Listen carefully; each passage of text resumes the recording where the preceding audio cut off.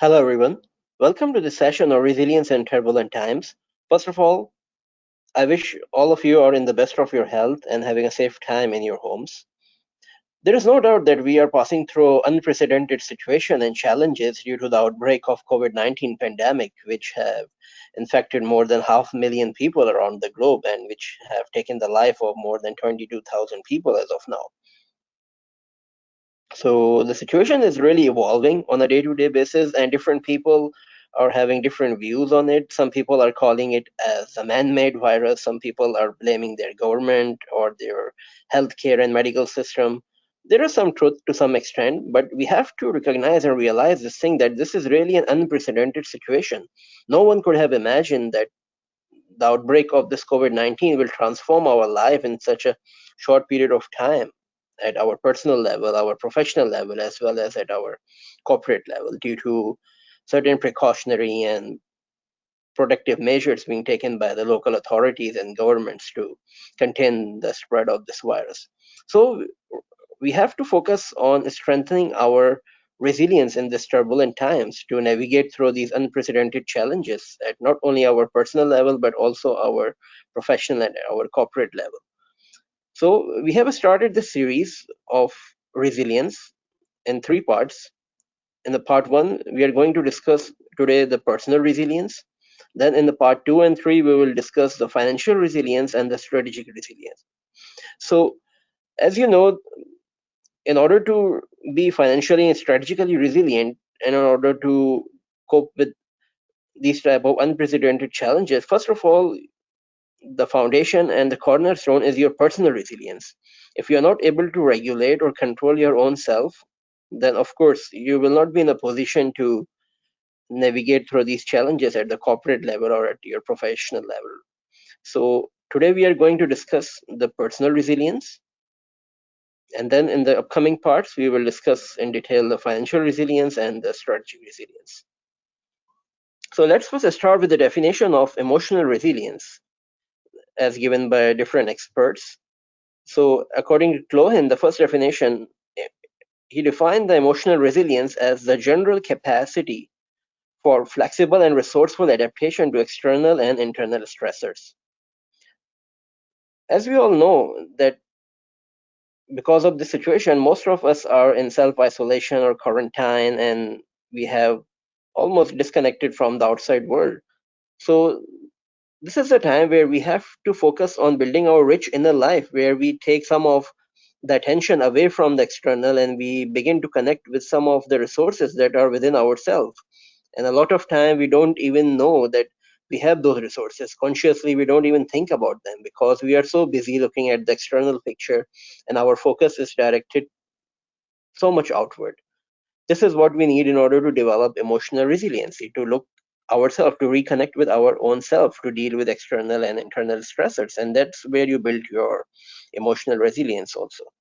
And if we look at different definitions as given by Tujade and Fredrickson, that he has emotional resilience has been characterized by an ability to experience and bounce back from negative emotional experience by adaptation to check the changing demands of a stressful experience. So it's all your ability to bounce back in tough times. Here are some dimensions of resilience. There are basically 4 dimensions of resilience, and these all dimensions works in conjunction with each other. So let's discuss them one by one. Let's start with the physical dimension. This all deals with your physical body, with your fitness, with your food, and with your diets, your nutrition, and all the rest and recovery of your physical body. That basically helps us to strengthen our endurance, flexibility, and strength, for example, through physical exercises, including jogging, walking, swimming, or through the push-ups or different exercises are available. And nutrition means through managing our food, our diet, for example, reducing the intake of sugar.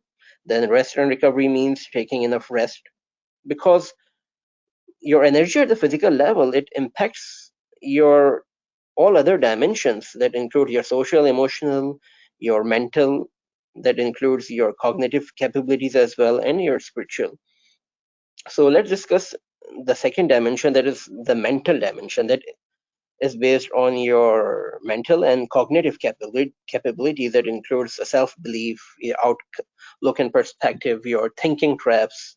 We are going to discuss now in the upcoming slide in detail how you can control your thinking and how you can then control your feelings and emotions that arise from your thinking. So you should not be trapped in the negative thinking. Then your focus, then your controllables, these all are the part of your mental dimension. Then we have the spiritual dimension that is based on your values, your beliefs, your personal life mission statement, or your vision statement of your life, that is based on your deeply internalized principles and values. Then the fourth dimension is the emotional and social. That's all about your feelings and emotions, your ability to control your emotions, your ability to have a control over your impulse control, then your positive emotions, your realistic optimism. Your optimism should be realistic, right? So these are all the four dimensions of resilience that works in conjunction with each other. For example, if you are not physically fit, it will of course have a very drastic impact or very adverse impact at your mental level. If you are not taking care of your physical fitness, that could affect your cardiovascular fitness as well, and it has an impact on your heart or on your mind or your brain. So of course that has an impact at your mental level and your emotional level as well. So that's why all these are the very important dimensions of resilience which you need to take care, which you need to strengthen and sharpen. Then there are some habits of highly resilient people which we need to understand. First of all, the resilient people know that the suffering is a part of life. What we are suffering today as a result of COVID-19 pandemic is a part of life. Almost more than 500,000 people have been affected by it. So it's not only us who are suffering, the world is suffering these days. So we have to recognize this thing. Then the resilient people are very good at choosing carefully where they focus their attention. They have the habit of praising the situation and focus on things that they can change. That's mean they focus on their circle of influence wherever they can change. They don't just spend and waste their energy on focusing on their concerns which are beyond their controls, right? Then resilient people always ask question to themselves: is what I am doing is helping or harming me? This is a very important question that we should ask during the tough times, that what we are doing, is it harming us or is it helping us? So we should focus our efforts on those activities which should help us in reshaping our future. And they treat every problem as a challenge and look for opportunity to improve themselves. Then the important part in the emotional resilience is, of course, the role of emotional intelligence, or EQ. As you all know, it's the ability to recognize, understand, and manage your emotions and the emotions of others. It's all depends on your self-awareness, your self-regulation, your ability to control, manage your own emotions, your moods, your feelings, your thoughts. Every one of us should own some emotional responsibility for ourselves. Obviously, nobody can hurt you without your consent. It's our inability to control our feelings that affects our attitude and results in sudden change of emotions and behaviors. I'm going to discuss this in the next slide in detail. Then EQ, as we know, counts as much as IQ and technical skills combined, determining who will be successful. Your ability to control your emotions is from your right brain, that is called also the emotional brain. That is just like an elephant. If you can control it, it can do wonders for you, and if it is uncontrolled, then of course it can harm you in a very significant scale. Then you should focus on managing your emotional bank account. We usually manage and focus more on our financial bank accounts, but we have to make constant deposits into the emotional bank account. It means building our relationship with the people. That's the social skills part or the empathy part. Then we have to strive to emotionally connect with people around us, including our family, working associates, customers, during this time of pandemic and this unprecedented challenges. For example, we should emotionally connect with all the stakeholders, particularly our employees. So not to leave them alone in this challenging time. So the emotional intelligence as you can see, there are lots of articles and you can see tons of information, but through this framework, it is very easy to develop your EQ skills or to understand how to reach to the level of emotional intelligence. You have to understand this cycle first. There are thoughts or feelings. Everyone has thoughts, everyone has thinking that actually leads to your feelings. And those feelings basically results in your emotions. For example, your feeling of sadness, your frustration, you're irritated or whatever emotions you have, it all comes from your feelings, and the feelings come from your thoughts, what you're thinking. Then those emotions results in your certain behavior, and that behavior basically results in the actions, and that leads to our performance, and ultimately it leads to the outcome. Then again, those outcome lead us to think, and then this cycle goes on continuing. So in order to control our emotions and behavior and to improve our performance and outcome in a challenging time, we have to first have strong control on our thoughts and thinking. If we have a strong control over thoughts and thinking, we can control our feelings, our emotions, we can shape our behavior, we can have a significant influence on our performance and our outcome as well. For example, if we just take example of our corporate life or our personal life, for example, in the corporate life, we are dealing with some colleague or our superior or our subordinate who is very talkative, who talks a lot, and we think that he's irritating us. So that's the thinking. And that thinking leads to your emotions that, oh, I am just getting overwhelmed with this person because he's so irritating. Why that feelings and emotions coming? Because you're thinking in that way. And that leads to your behavior, and you take certain actions on that basis. In the same way, if we talk about our personal and family life, for example, if your spouse is very talkative, or you have a very some argument with your spouse, and then you think that, oh, you're getting overwhelmed or you're getting stressed because of the situation. That all starts from your thinking, right?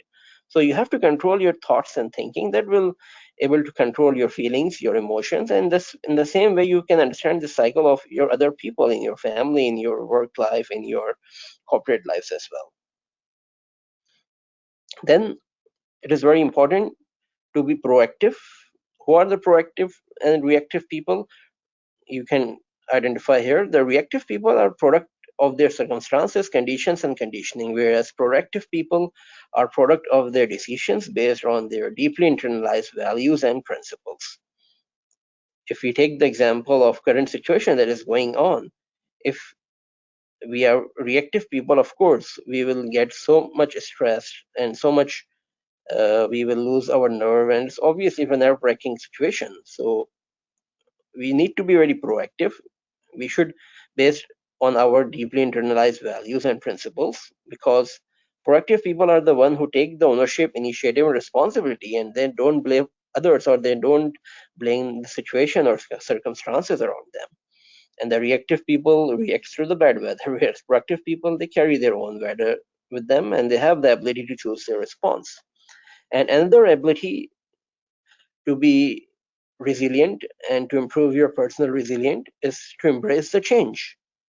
As the very wise man Charles Darwin, he said, it is not the strongest of the species that survive, nor the more intelligent, but rather the one most adaptable to change. So the change that we are going through is a very significant one, and we should be very adaptable, and we have to embrace the change, because change is the only constant in life, and change is an opportunity for you to basically experience something new and to grow and evolve as a person. For example, these days we are experiencing lots of new things.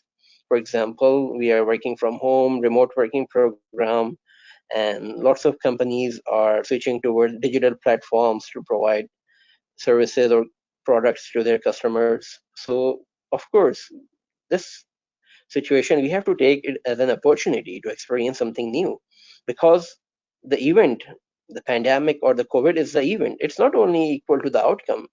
The event and plus response is equal to the outcome. If your event is -100 and if your response is 0, then of course your outcome will also be -100. It will be negative, right? So with your response, you can change the outcome. If the event is -100, then your response should be +200. So in order to make the positive outcome, and you have to choose your outcome with curiosity, optimism, and confidence in order to have a very good and positive outcome. And as Napoleon Hill says, every negative event contains the seed of an equal or greater benefits. So whatever your mind can conceive and believe, it can achieve, because everything happens twice, once in your mind, then in the reality. I wish all of you have a safe time, and I will see you in our part 2 of this resilience series. Take care.